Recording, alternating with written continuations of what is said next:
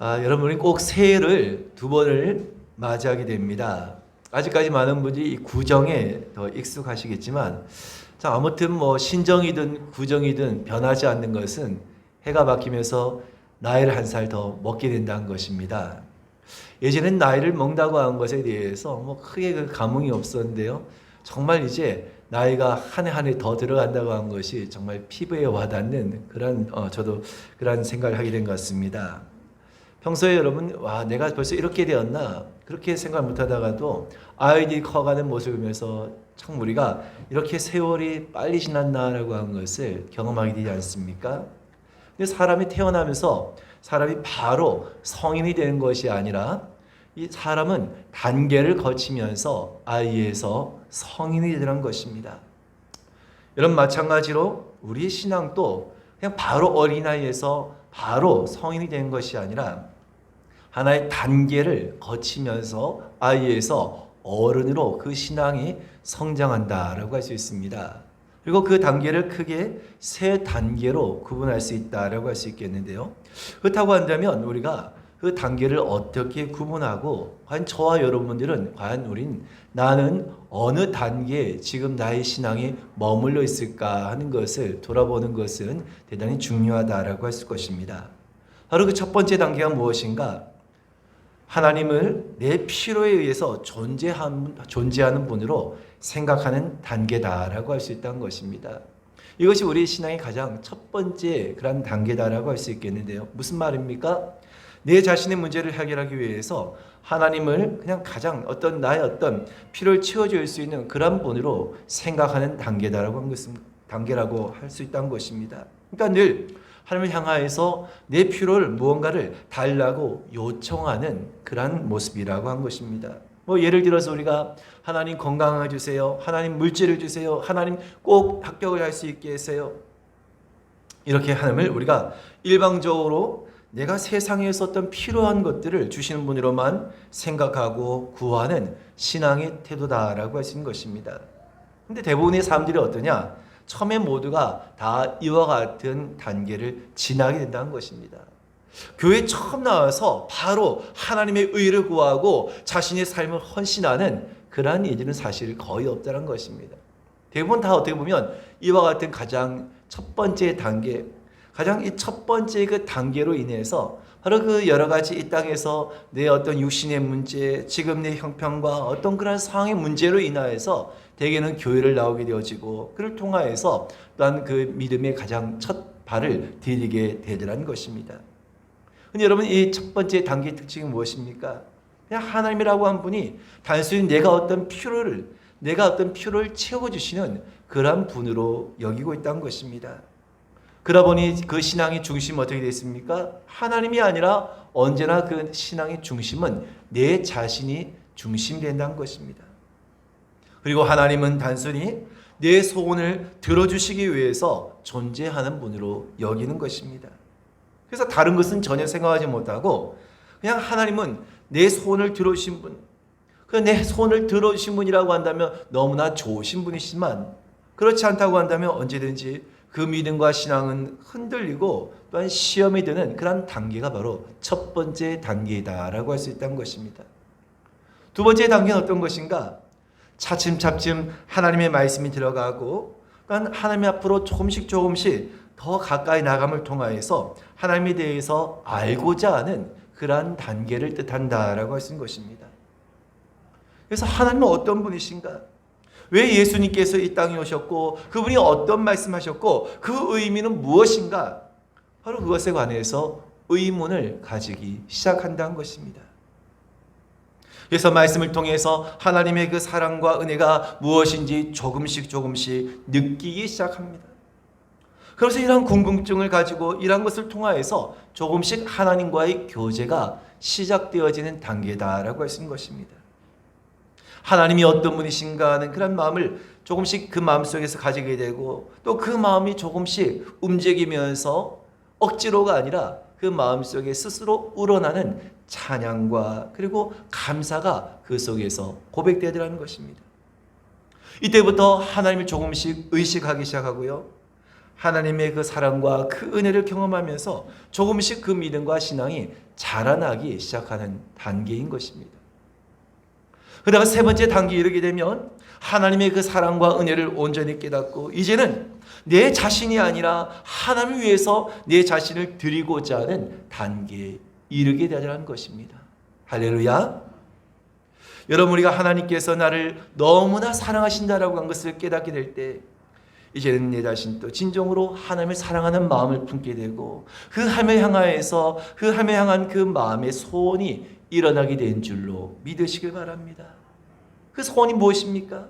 이제는 내가 무엇을 해야지, 내가 어떻게 해야지 하나님을 기쁘시게 해줄 수 있을 것인가? 하나님께서 나에게 원하신 것이 무엇인가? 내가 하나님을 위해서 어떻게 살아갈 것인가? 바로 이러한 마음을 품게 되면서 이를 위해서 어떤 고난도 어떤 어려움도 기꺼이 감수하고자 하는 그런 마음을 가지게 된다는 것입니다. 이것은 누가 억지로 시켜서가 아니라 바로 하나님의 그 은혜를 깨닫고 그 마음속에 기쁨과 감사함이 일어남을 통하여서 가능하게 된다는 것입니다. 여러분, 우리 흔히 남녀가 서로 뜨겁게 사랑할 때 어떤 모습입니까? 그 사랑할 때는 아무것도 사실 서로가 따지지 않는다는 것입니다. 상대에게 내가 그 사랑한 상대를 위해서 내가 뭔가 더 해줄 것이 없을 것인가? 어떻게 하면 그 상대를 더 기쁘시게 할 수 있을까? 더 기쁘게 해줄 수 있을 것인가? 내가 어떻게 하면 뭔가 좀 더 많은 것을 줄 수 있을까? 이와 같이 사랑한 것처럼 모든 삶의 그 중심이 하나님이 되는 그러한 단계이다라고 말할 수 있는 것입니다. 그렇습니다, 여러분. 저와 여러분들도 나의 나 된 것이 하나님의 은혜인 줄로 깨닫고 내가 하나님을 위해서 어떻게 살아갈 것인가? 내가 하나님을 위해서 무엇을 드릴 것인가?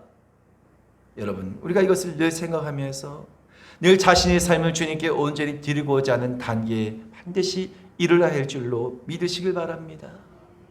우리가 이 단계에 이르게 될 때 우린 주를 향하여서 헌신을 살아갈 수 있으며 어떤 고난도 기꺼이 받을 수 있는, 어떤 고난도 결코 마다하지 아니하는 그런 준비가 되어져 있는 신앙에 이르게 된다는 것입니다. 누가 그랬는가? 바로 사도 바울이 이와 같았다는 것입니다. 여러분, 바울은 첫 번째, 두 번째 단계를 지나 세 번째 단계까지 이른 그런 사람이었던 것입니다. 바로 그런 바울이 오늘 말씀을 통하여서 그는 무엇을 고백하고 있습니까? 우리 한번 24절의 말씀을, 본문에 24절의 말씀을 같이 한번 읽어보겠습니다. 시작. 나는 이제 너를 위하여 받는 괴로움을 기뻐하고 그리스도의 남은 고난을 그의 몸된 교회를 위하여 내 육체에 채우노라. 아멘. 여러분, 바울의 삶의 목적이 무엇이었습니까? 오로지 바울은 그 삶의 목적이 한 가지였던 것입니다. 그랬더니 그는 고난에 관한 그의 자세 또한 다를 수밖에 없었던 것입니다.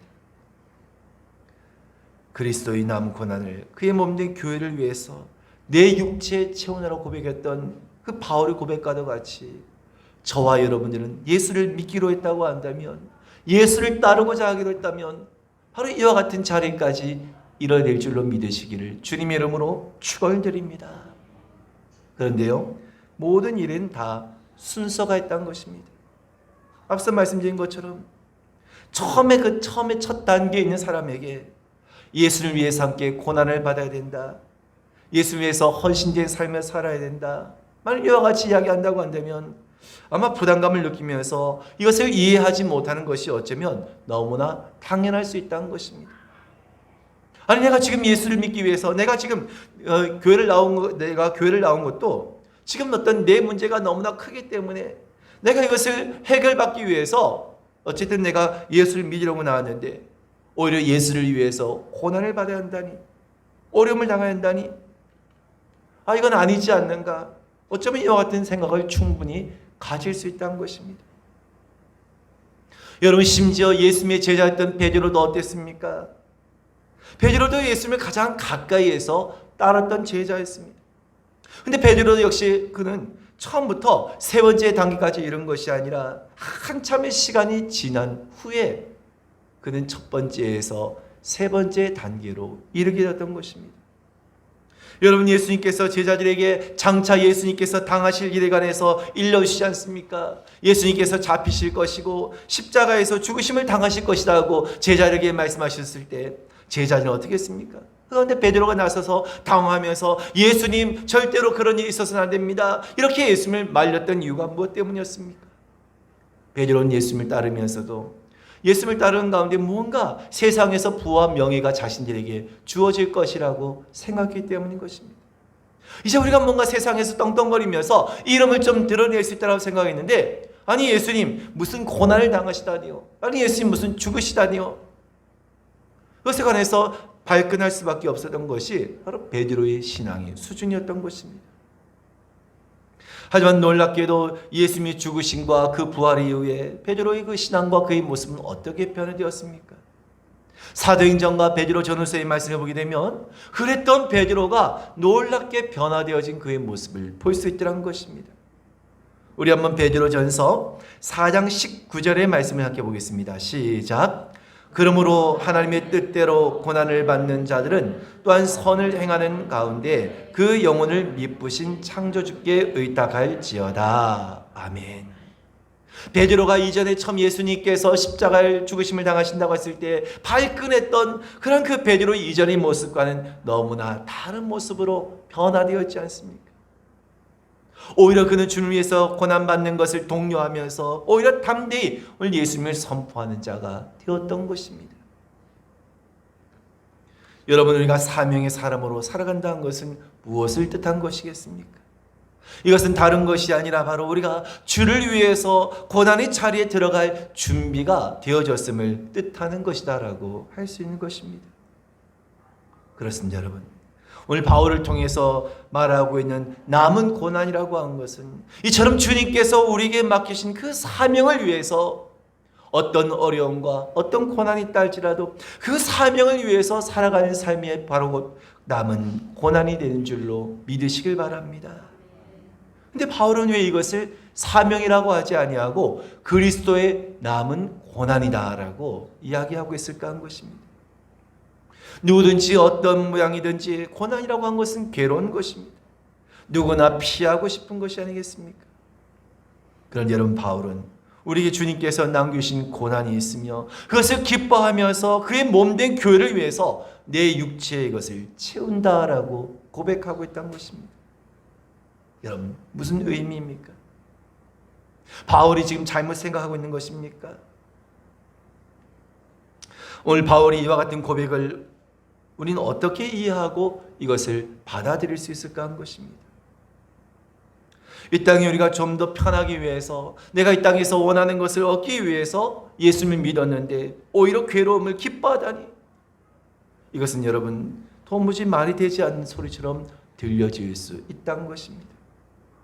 근데 바울은 이것이 단순한 괴로움이 아니라 너희를 위하여 받는 괴로움을 기뻐하고 라고 하면서 바로 이것을 곧 남은 고난이다 라고 말씀하고 있다는 것입니다. 여러분, 바울이 남은 고난을 이야기했을 때 그렇다고 한다면 이 남은 고난이 혹 예수님께서 그 십자가에서 고난당하신 그 예수님의 그 고난이 또다시 남아있다라고 하는 그런 의미로 이야기했겠습니까? 아니면 예수님께서 그 십자가의 효력이 불충분해서 아직도 그 십자가의 효력이 더 채워져야 한다는 그런 의미겠습니까? 분명한 것은 그런 의미가 결코 아니라는 것입니다. 오히려 여러분, 예수님께서 십자가에서 피 흘려 죽으신 것은 우리로 하여금 완전한 구원을 이루는 것이다라고 성경은 우리에게 분명히 말씀하고 있다는 것입니다. 주님께서 당하신 그 고난은 조금도 부족함이 없다는 것입니다. 골로새서 1장 20절 말씀을 같이 읽겠습니다. 시작. 그의 십자가의 피로 화평을 이루사 만물 곧 땅에 있는 것들이나 하늘에 있는 것들이 그로 말미암아 자기와 화목하게 되기를 기뻐하심이라. 아멘.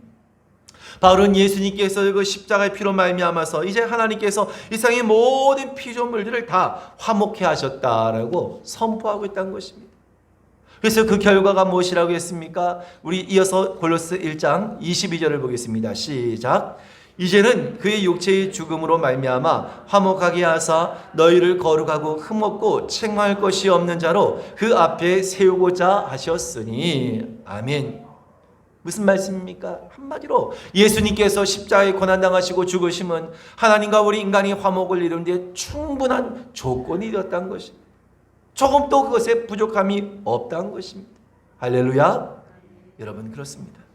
예수님께서 십자가를 지신 화목의 사건은 이미 그것으로 완성이 되었다는 것입니다. 우리를 구원하는 데 조금도 부족함이 없는 완전한 구원을 이루신 것입니다. 근데 바울은 왜 이것을 굳이 그리스도의 남은 고난이다라고 그는 표현했을까 한 것입니다. 여러분, 이것은 바로 하나님께서 그 계획하신 놀라운 은혜의 사건을 예수님께서 승천하시면서 우리 믿는 자들에게 바로 이것을 맡기셨다는 것입니다. 근데 이 놀라운 말씀과 사실을 세상이 모르기 때문에 너희를 비방할 수 있고 너희를 조롱할 수 있고 너희를 박해할 수 있다는 것입니다. 너희가 그로 인해서 위험을 당할 수 있다는 것입니다. 하지만 너희가 이것을 감당하고 온전히 전할 때 바로 너희에게 이것이 복이 있음을 예수님께서 말씀하신 줄로 믿으시길 바랍니다. 마태복음 5장 11절과 12절의 말씀을 같이 한번 보겠습니다. 시작. 나로 말미암아 너희를 욕하고 박해하고 거짓으로 너희를 거슬러 모든 악한 말을 할 때에는 너희에게 복이 있나니 기뻐하고 즐거워하라. 하늘에서 너희 상이 큼이라. 너희 전에 있던 선자들도 이같이 박해하였느니라. 아멘. 여러분, 처음에는 예수님께서 잡히셨을 때 모두가 겁을 먹고 도망쳤던 제자들이 어떻게 되었습니까? 후에는 그들이 부활하신 예수님을 만나고 성령을 받음을 통하여서 놀랍게 변화가 되었던 것입니다. 제자들은 당시에 지도자들에 의해서 위협을 받고 채찍을 맞기도 했지만 놀랍게도 그들은 어떤 모습으로 변화했습니까? 우리 사도행전 5장 41절을 보겠습니다. 시작. 사도들은 그 이름을 위하여 능력받는 일에 합당한 자로 여기심을 기뻐하면서 공의 앞을 떠나니라. 아멘.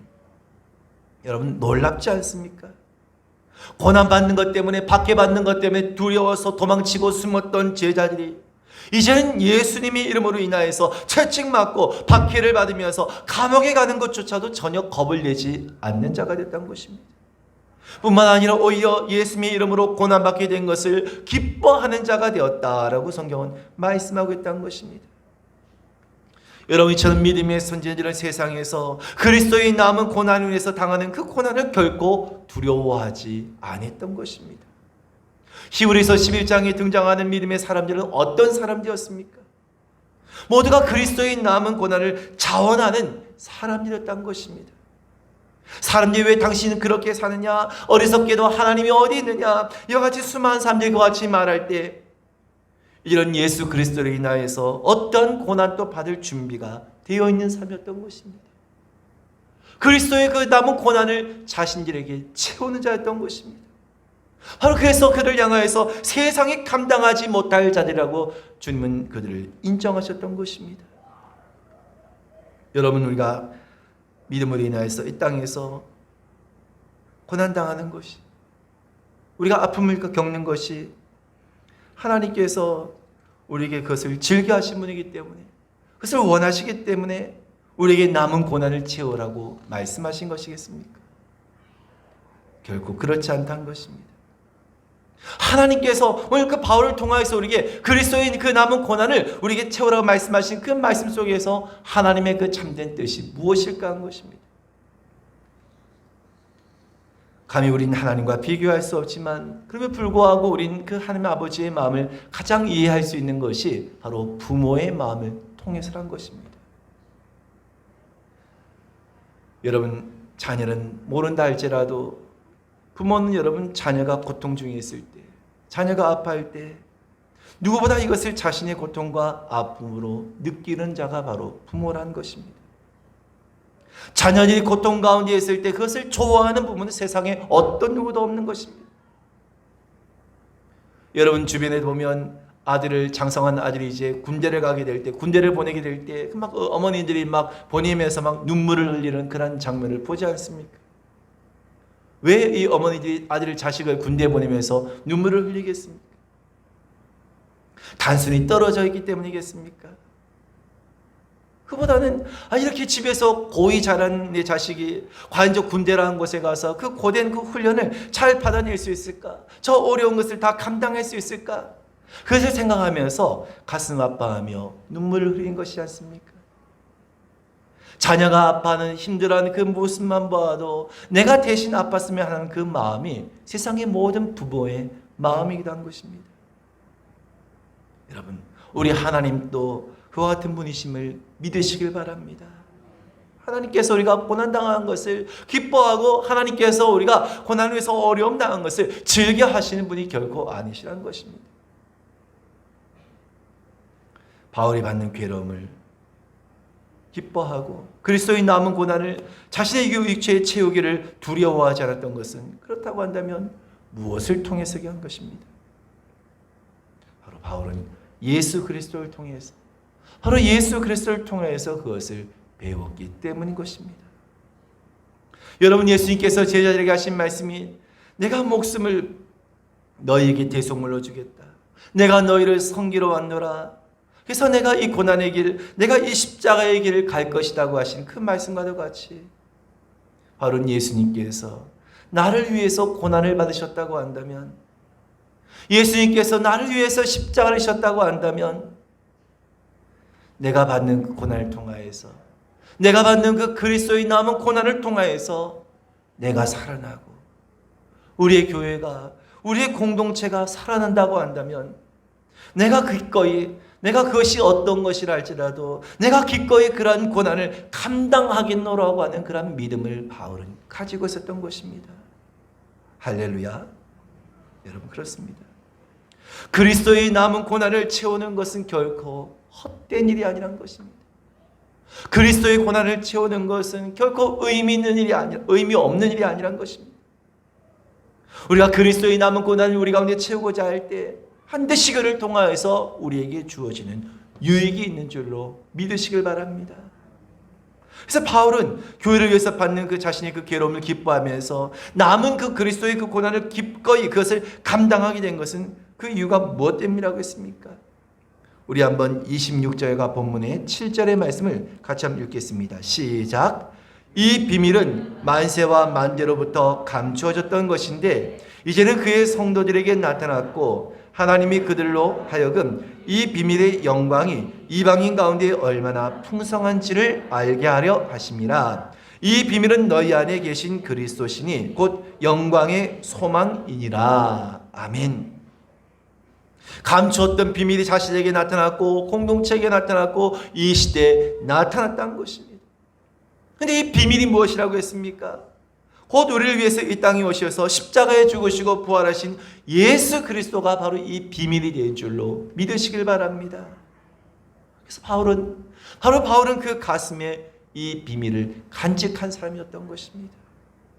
그래서 그는 그 남은 그리스도의 남은 고난을 채운 일에 자신의 삶을 온전히 주님께 드리고자 했던 것입니다. 여러분, 주님께서 저와 여러분에게도 동일하게 말씀하고 계신 줄로 믿으시길 바랍니다. 무엇을 말씀하실까요? 너희가 그 초보적인 신앙의 단계에 머물러 있지 말라는 것입니다. 너희가 이 비밀을 가진 자가 되어라는 것입니다. 바울이 오늘 그 비밀을 가진 자가 되어서 그리스도의 그 남은 고난을 자신에게 채우고자 했던 것처럼 너희도 이 비밀을 품 자가 되어서 너희도 그리스도의 그 남은 고난을 오늘 자신에게 채우는 자가 되도록 해라는 것입니다. 너희가 그 그리스도의 고난을 채우고자 한 자가 되었을 때, 그리스도의 그 남은 고난을 너희가 채우고자 할 때 너희를 통하여서 내 가정이 살아나고 내 공동체가 살아나고 더욱더 영광스러운 모습으로 드러나게 될 것이다. 할렐루야. 여러분, 그렇습니다.